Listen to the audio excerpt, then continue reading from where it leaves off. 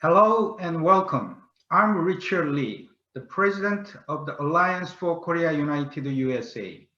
The Alliance for Korea United USA is a nonprofit grassroots organization in the US committed to the vision of a free and unified Korean peninsula. I will be your host for this timely conversation about Korea and its future on this 74th commemoration of the start of the Korean War. We all know that the war was brutal, resulting in an armistice and the most militarized border in the world along the 38th parallel. That DMZ spanned the devastated peninsula and divided families that remain separated to this day. The people of the Republic of Korea are forever grateful for the intervention of the UN led by the United States. 36,516 brave American soldiers gave their lives and 92,134 were wounded to protect us and our freedom. We will never forget that sacrifice. Today, we are very honored to have as our guest one of those heroes who, at the age of 20, led a group of soldiers out of a deadly Chinese encirclement during the Battle of Gun-Nuri. Former Congressman Charles Rangel earned a Purple Heart and Bronze Star for his bravery, valor, and leadership in the Korean War. That leadership took him to the halls of Congress and a legendary career representing his New York City district from 1971 until 2017. Also joining us today are two executive vice presidents of the Alliance for Korea United USA, Alex Choi and Andy Sir. Congressman Rangel, thank you very much for taking time to share with us on this meaningful day. It's my pleasure to be with you. Okay, thank you, Congressman. As today is the anniversary of the start of the Korean War, could you share some of your experience with the war and impressions about Korea at that time? Well, your introduction of me is very flattering, but quite frankly, I did not join the Army when I was 18 to become a hero. I joined because I was not doing well financially. My brother had volunteered before Pearl Harbor, and I wasn't doing that well in school. And I thought really that the Army of 1948, that all the wars was over with World War II. Having said that, I was trained at Fort Dix, New Jersey. We went to Fort Lewis, Washington, and the goal of the 2nd Infantry Division was to be the paramount military example of what the military should be in the United States post-World War II. And so on January, I think it was the 25th, I was in the barracks and I got notice that our division had been alerted to go to Korea to stop the North Korean communists who was invading South Korea, a democratic part of the peninsula, and that it would be a police action. I was so bored with the Army, having served for 2 years and not having traveled abroad. I was excited about it until I found out that police action was a substitute for war. And it was only when I was on the troop ship that we really knew in the 2nd Infantry what we were getting involved in. Actually, we then found out that prior to us going there, that there were 2 American military divisions in Japan, the 24th Division and the 25th Division, and that they had been shipped to South Korea to stop the onslaught of the Northern Korean military forces. Unfortunately, they were not successful, and there was a general feeling that the North Koreans would be victorious. I remember that there was some serious question on our troop ship whether or not it would be enough security for us to land in what was then called the Busan perimeter, because the Republic of Korea forces had retreated to the southern tip of Korea. When we landed, it didn't take long for us to find out that it was not a police action. And we proceeded toward the 38 parallel, but we suffered tremendous military casualties. And it appeared as though we would not be successful with this military endeavor. However, the remarkable General MacArthur obviously had communicated with the President of the United States and the United Nations and developed a plan where substantial US forces would have a naval invention in Incheon, far beyond the Northern Communist Army. And it was far more successful than anybody could believe that it could be. After the Incheon invasion, the 2nd Infantry, the Marines, and the over 20 military forces that came from the United Nations was able to push back the North Koreans over the Nakton River, past the 38 parallel, past Pyongyang, and quite frankly, as the temperature dropped, we found ourselves in wintertime without winter clothes, waiting to be shipped home for Christmas and Thanksgiving. We sang all types of songs of going home as the temperature dropped. Sometime in November,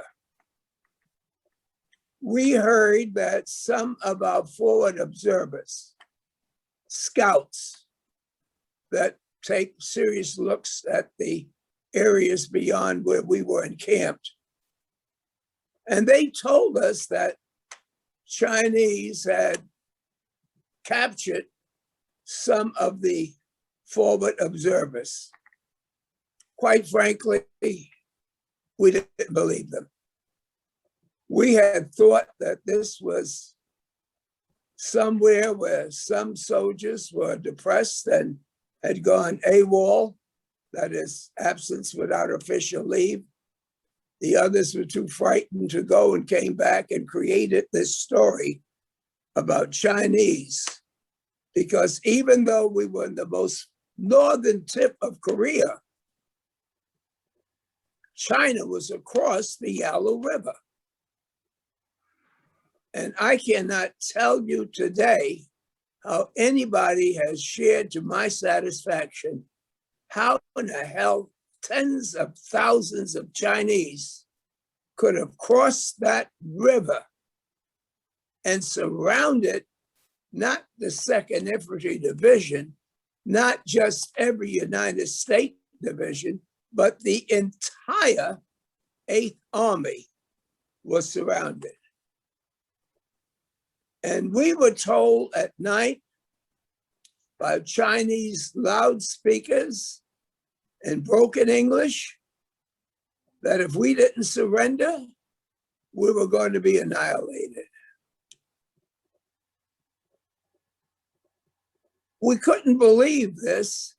It was scary until they put on the loudspeaker soldiers that were actually captured, validifying what we had heard and didn't believe. And there was something, this is Sergeant Thompson, I've been captured by the Chinese. They're treating me very well. I am now being held and don't understand why American troops are here. It's a civil war. You're black. It's winter. You're subject to discrimination. You can't even go to places in America. Why are you here in Korea?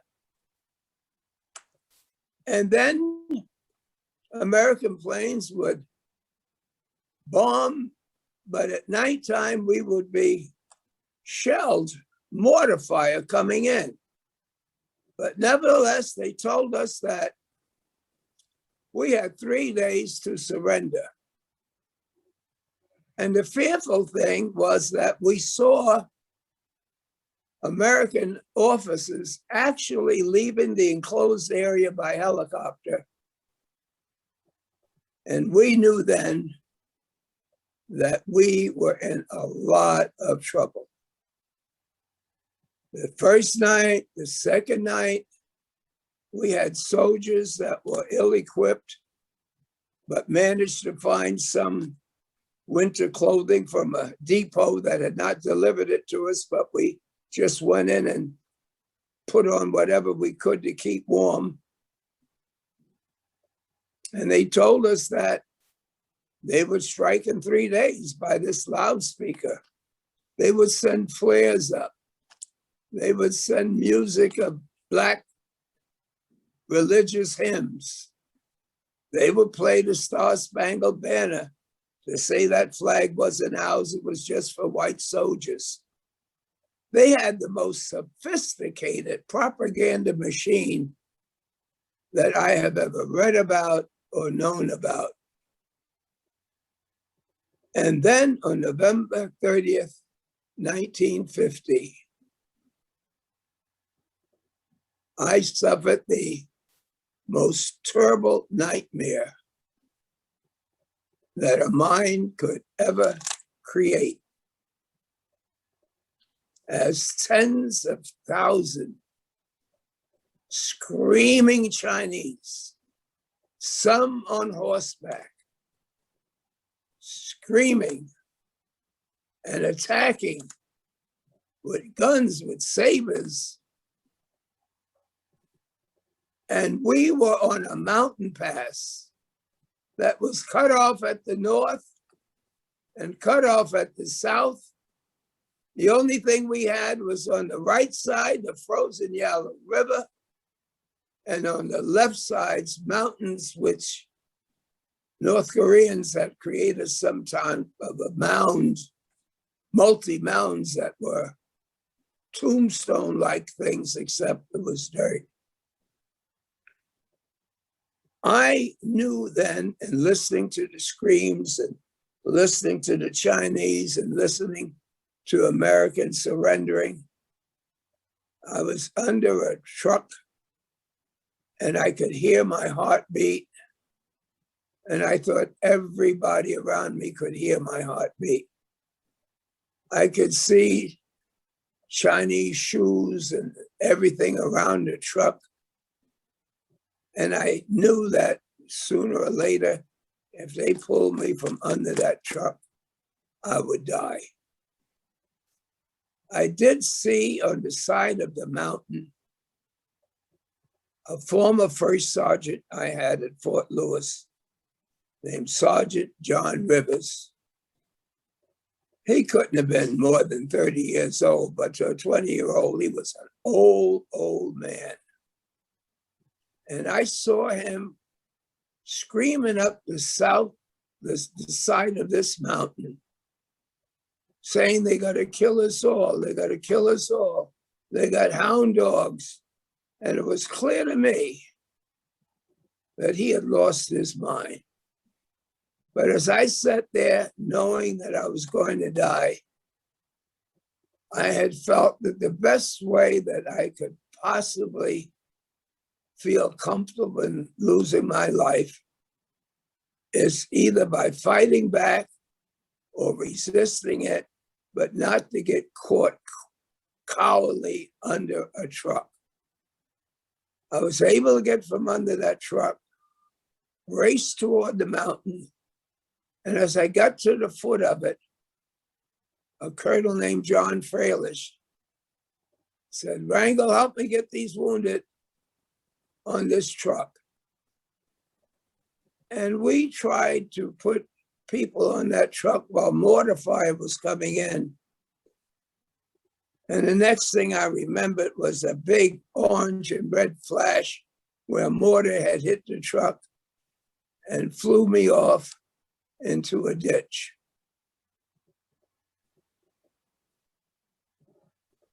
I tried to follow Sergeant Rivers. In the course of getting out of that, I knew that the Chinese were machine gunning that side of the mountain. But fortunately, with these grave-like mounds, it gave some type of shelter. I had no idea that some soldiers had preceded me and they were behind these mounds. I didn't know what to do except to get away from the massacre that was taking place. And that I did. And that at least 40 men, it was more than that. Some got killed, some died, some froze to death. But we were fine. There were several military gliders that went over us, but we couldn't allow ourselves to be seen for fear that the Chinese would know where we were. Finally, we devised a way that they would know that we were there.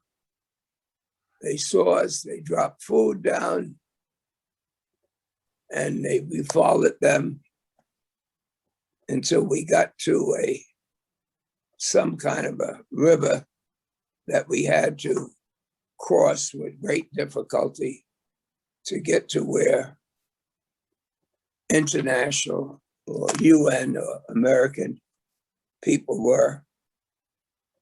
And the only reason I get these accolades was because I had said when I was in Korea, trying to keep our men prepared that the Chinese were going to invade. I had no idea that the Chinese would be arrogant enough to invade. I just said it. But when I was on the stretcher with all the guys that had followed me, they were telling the general, Sergeant Rangel was the only one that knew what was going on. He was there with us when the officers escaped. We followed him. He knew the Chinese were coming. I didn't say a word because the general was too busy congratulating me. And so the myth of being a hero has never been shattered, even though I've said God spared me.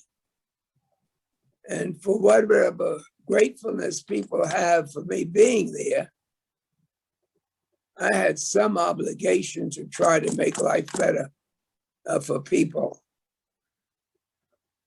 And you cannot believe that people who enlisted with me, young 18-year-olds, tens of thousands of them in the post-war army in 1948, that went to Fort Dix with me, that went overseas with me, that became part of family that did not survive Coonerty. I almost cry every time I think about it because I know that they that died, the many that came to see me that were captured and came to New York. I went back to Korea when President Clinton allowed me to lead a group of former prisoners of war. The casualties, the people that were disabled, and their families. You have to know that they are the heroes, and people like me who are praised symbolically for having been there. We accept your gratitude. We did not know where the heck Korea was. We had no idea why two great nations like the Soviet Union and the United States would divide a great nation that had suffered under the Japanese, that had longed for democracy, that had 5,000 years of history, to divide it in two parts where people are the same culture, the same race, the same language, why that would happen. But when I left Korea, it never entered my mind that I would ever have enough strength or mental capability to think about returning to this place. But the truth of the matter is, I had no idea of the resiliency of the Korean people. I had no idea that a country that had been bombed to the ground with just smothering ashes, poverty-stricken refugees, stranded families, how they could ever put that back together. And I saw a nation grow from the time I left to be one of the most successful democracies in the world, to become one of our most powerful military allies, to have an economy that was close to the top, to find business people compete internationally and succeed. And most importantly, to find so many Koreans that came to America to enjoy the freedom and the opportunity that we have in this great country. Still never, never, never forget those Koreans that were left behind, especially those in North Korea. And so, because I meet so many young people that don't know the struggles that African Americans had in this country through enslavement, and so many young, successful Korean Americans who have no idea of the suffering that their grandfathers and great-grandfathers had gone through, I participate in these type of programs, not because it makes me feel good, but I do believe that God allowed me to survive for a purpose. And I hope that purpose is to let Koreans know that we respect their struggle. We will not be satisfied until they're able to taste democracy. We look for a unified Korea. We hope we can break through so that nobody can say they have relatives in the North that they can't visit. But mostly important, that no matter how much Korean Americans love America, to realize that in order for our democracy to survive, Korean Americans must register, must be political active, and must vote. And I tell you that loving Korea and not being registered is unpopular and is wrong, because African Americans have come a long way from the slavery that we have suffered. But we have improved our lot through voting, registering. As the late John Lewis said, finding good trouble, not giving up, not giving in, not giving out. And Koreans can't afford to just enjoy America and forget those Koreans back home. It makes you better Americans when you participate and have organizations such as yours that can take something in history that is sad, pitiful, woeful, and say that we will not stop until there's a democratic Korea. And we want all Americans to know that we appreciate the fact that they're going to help us to do it, but we too shall help to bring equality to all people in the United States, and not just the people that have a European background. I don't think I have to say too much about what I'm talking about.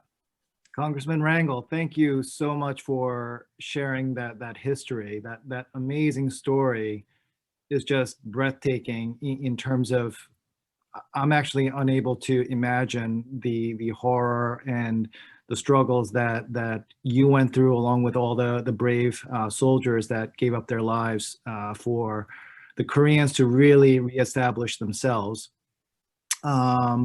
And actually, one of the questions that I was going to ask you was your thoughts about the transformation of South Korea from the time you were there since the war to its current position as the 10th largest economy in the world. But you've actually answered that question already. So I thank you for that. But I do have a question in terms of, with all of the positive developments that happened since the war and all this transformation, there still is a continued division of the peninsula, and there's no resolution to this Korean War yet. So what is your view of how this still impacts that region and the world? I think it's abundantly clear that the sanctions and the isolations that North Korea has had since the end of the fighting would not exist today had it not been for China. I have visited Korea and China many, many times in trying to ask the Chinese as to why, if the United Nations gave the Soviet Union the political power over the North and the UN, the United States, over the South, why was it not the Russians that would come to the aid of the retreating North Koreans when we landed? And they said because General MacArthur never said he wanted to invade Russia. So I don't think that anyone can deny that the Chinese did not want to have a stronghold of Americans in Korea, or more importantly, attacking them. But what is important to know is that they are the lifeline to the North Koreans, and the silent support that the communist Russia gives them. It would seem to me that the United Nations would find a way to think about why they were created in the first place. I'm not saying that they haven't been successful in not having the Third World War, but as long as you have famines, genocide, people killing each other, people divided, there has to be a feeling that wherever it takes place, it's our responsibility to bring about peace and a search for the quality of life for all people, no matter what their color is, no matter geographically where they're located. And I get into a lot of trouble because people say, aren't you moving outside of the military and political arena when you talk about what God would want? And I say, no, I have no private understanding about what God would want, but I've studied and met a lot of religious people, and destroying human life is something that all of them say God doesn't want. Caring and loving and peaceful ways of negotiating. And yet, with all the good that your organization does, and many, many good organizations, I ask you, when have you heard the power of the religious leaders throughout the world talk about peace? When we know what's happening in Israel, where Palestinians and Jews for decades are bent on killing each other. Where are the Catholics, the Protestants? Where's the board of rabbis? Where are the Hindus? Where are all of these people who in the United States manage to exist without paying taxes and do get benefits, because it is believed in our country, if you believe in God and you want to do it your way, that we should not interfere with it. But to get off of the preacher's bandbox, I really think that pressure has to be put on China for her not to believe that she would be invaded, as she has found ways to increase her economic position. The Soviet Union has to know that building up weapons of destruction is not helping the United States and not helping them. And we have to do what makes us feel good, no matter how bad our national public policy is. And that is take care of our children, take care of the poor, take care of the sick, and to be colorblind in terms of what a human being looks like or where they were born.